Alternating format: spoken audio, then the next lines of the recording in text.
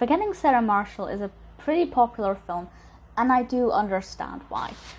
It's a film that a lot of people love, and I have to say that the cast is amazing, and I really like the concept. I'm not going to pretend, as far as comedies go, that it's anything overly unique, but I think with the tone and the humour, it just hits the nail on the head.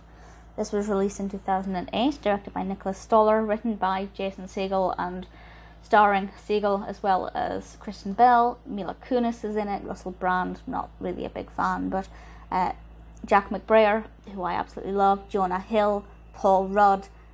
I could go on. The casting is incredible, and that's certainly one of the reasons why it works, because we have these brilliant comedy actors who do excel at comedy. They are fantastic, and as such their performances are just entirely enjoyable. The on-screen chemistry among them all, just it's beautiful to watch. It's a lovely thing to see. But the narrative itself is really interesting. Basically, we have our protagonist Peter, played by Jason Segel. He has recently broken up with his girlfriend Sarah, who just happens to be a TV star. That gives us some pretty unique situations, I guess.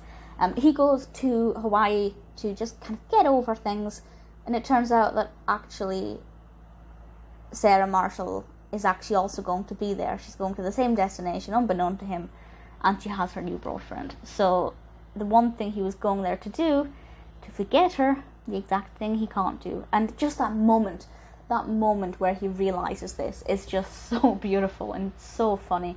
You know, that level of dramatic irony is absolutely brilliant, and I like that narrative. I think it's really good. They could have done a lot of different things with it. It could have taken a lot of different paths, but I think they went the right route with the way the narrative developed, the pacing of it, the rate at which they brought in the characters, specifically the encounter between the former lovers. I really thoroughly enjoy it. The setting is, I think, a really great choice, because it's meant to be a happy holiday destination, and suddenly things are going pretty wrong, and that contrast is beautiful. It also gives us some really fun, vibrant costumes, and it's just beautiful to look at as well. So, you know, had the narrative been quite dull, the scenery would have been really interesting anyway, but it's just that little bit extra, that's something else that makes this film work. It's not my favourite comedy, but it's one of those films that I could definitely watch as many times as necessary. If somebody said, hey, can we watch this film? I'd be like, yep, I've seen it before, let's watch it again. Really good, very entertaining. I can't really fault it. If you haven't seen it, I promise that it does live up to the hype. This film does deliver. To use an Americanism, it knocks it out of the park. I'm slowly getting into baseball, so that's kind of where that came from. Really good film, very entertaining. If you haven't seen it, check it out. The casting is phenomenal, the narrative is engaging, it's very well executed, it's a visual delight.